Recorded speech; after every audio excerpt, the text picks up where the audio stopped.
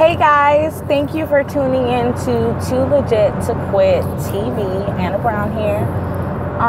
And if you haven't subscribed to my channel yet, what are you even waiting for? Definitely subscribe. Hit the little bell so you can hear whenever I post a new video and, come talk to me a little bit. Today, I'm going to be having a car conversation with you guys again. Why? Because when I get home, I'm trying to be in my husband's face. I want to do the video, but I also want to be in his face. So, on my way home, I could be in y'all face. And then, when I go home, baby, I could be in his face. So, what I wanted to talk about is the fact that marriage is a beautiful thing. Marriage is wonderful. I love my husband. I love being married to him. I don't always feel happy, but I know I'm happy. So feelings are for the birds. But here's the thing that I had to realize coming up to 3 years of marriage. And I feel like most of my lessons I had to learn by myself. Most of the things my husband and I learned in the first 2 years, we had to learn by ourselves simply because we didn't have anybody to be like, hey, or whatever. Like, we didn't have someone who was constant and consistent and basically living, all the things that we were living in order to teach us. Lately we have had people that we can go to and talk to, and it's cool sometimes, but I find that sometimes it's best to kind of just work through life your own, because everyone speaks to you from a perspective. And for us, I prefer the God perspective. However, there are some people who, while they might try to speak from a God perspective, they also speak from their own perspective, and which have all different kinds of, other things attached. But I would suggest, if you need wise counsel, to definitely reach out to your pastor or elder in your church or a counselor and get that wise counsel. Definitely don't follow me. I'm just sharing my own experiences. Sir, so he's just going to drive his whole truck with the extra noise midway through this video. Thank you, sir. Just thanks. But, so one thing I wanted to say that helped a lot in our marriage, it helped me immensely. Because like I say to people all the time, me and my husband are two different people. I grew up in church. He did not. My mother played an active role in church. He did not. Even though my mom was a single parent, she did get married when I was 12. Well, she got married again when I was 12. So I kind of had more of a father figure present than my husband did. And then there were a lot of other factors as well. But we're two separate people. My husband's more rough around the edges, and I'm more jovial. So very different personalities. But one thing I had to learn early on,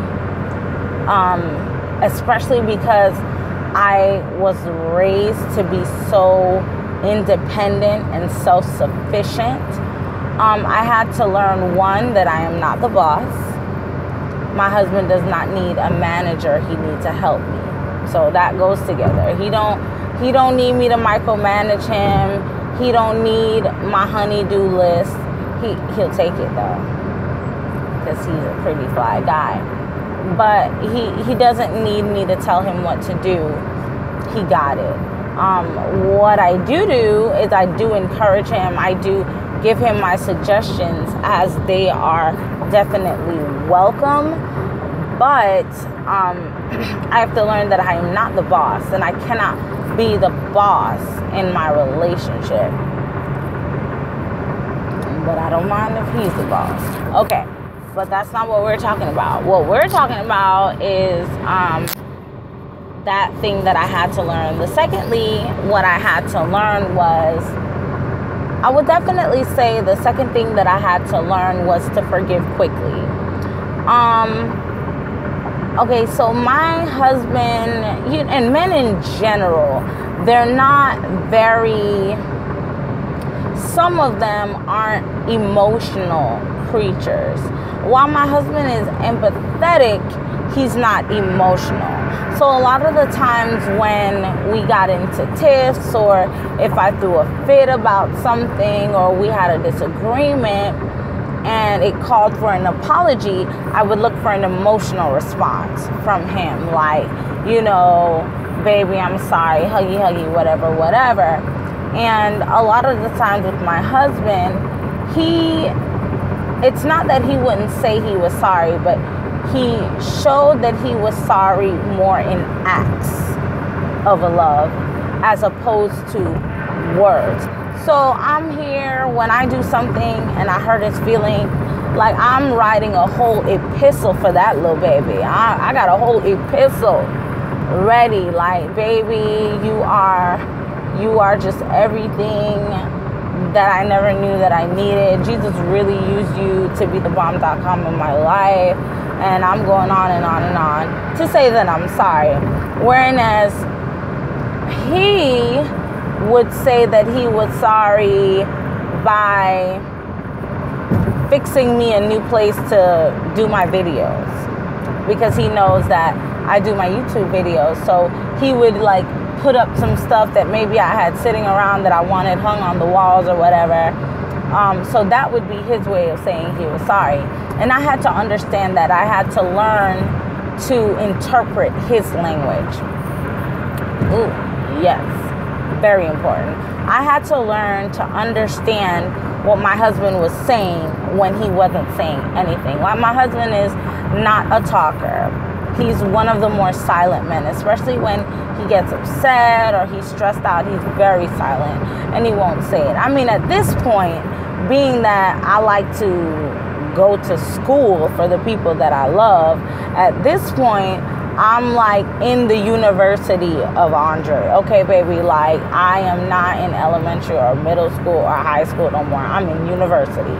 And I can pretty much tell by looking at him or the different triggers that he has, what frame of mind he is in or how he's feeling. I can kind of anticipate his feelings based on his body language. Now me, again, guys, I'm vocal. And this video just went like in a whole different direction, but I'm going to go with it. For me, I'm vocal. So when something's wrong, I'm like, baby, what's wrong? Baby, are you okay? Like, you want to talk? And of course, he'll say no, and he'll tell me nothing's wrong. And because I'm a talker, because I'm more of an expressive individual, verbally expressive, like, he'll say no, but I know, because I know him, that something's wrong. So I'll be like, shorty, you're not going to tell me what's wrong? You just going to lie and say nothing's wrong?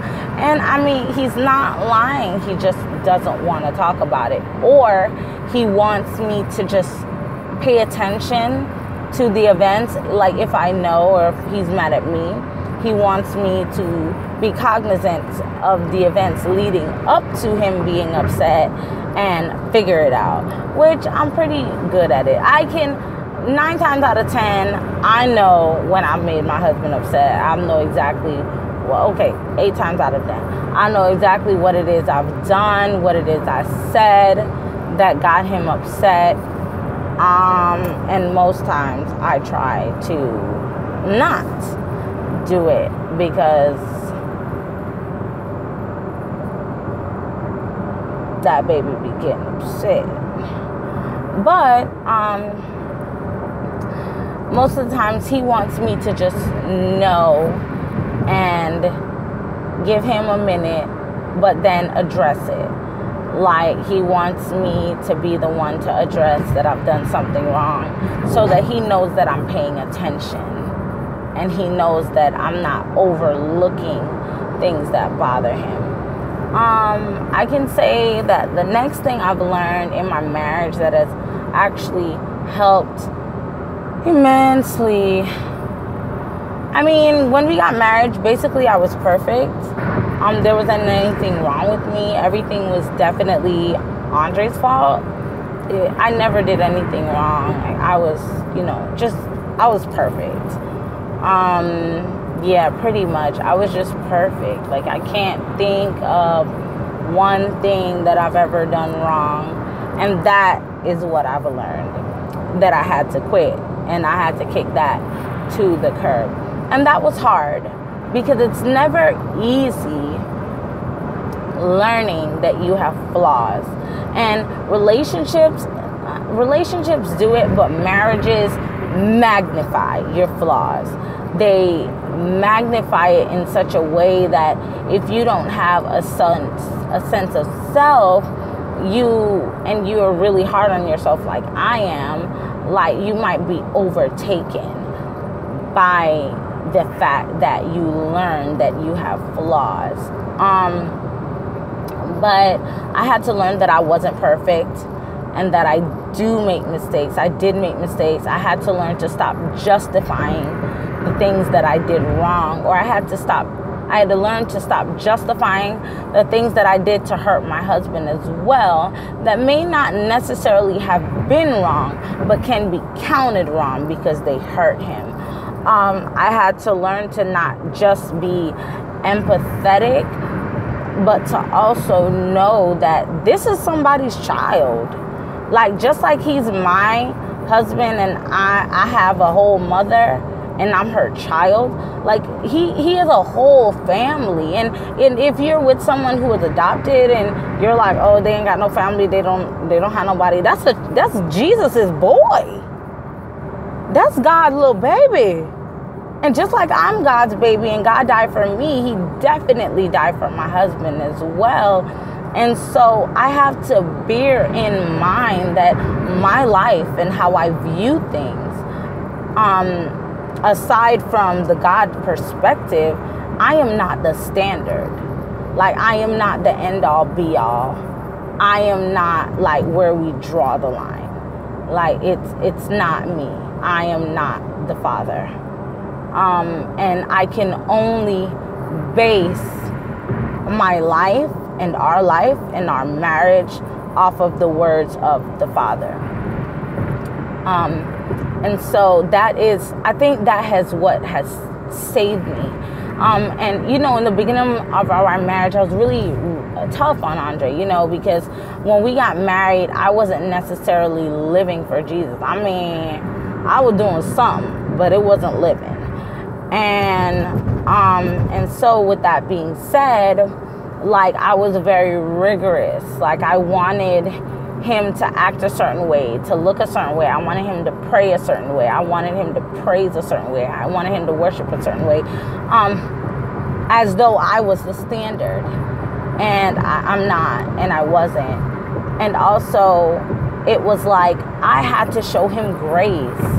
Because even though I grew up in church, like, I backslid at one point, and I was out there tripping.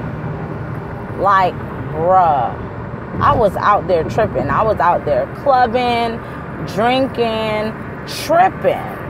Like, I had forgotten about God at a point. And even God, he showed me grace and mercy in order to bring me back in order to teach me the things that I didn't know. So those are just some of the things that I did in my marriage that helped me as a wife to be more productive and faithful, and helped me just to love my husband. The greatest of those things being love and grace. Well, I love you guys.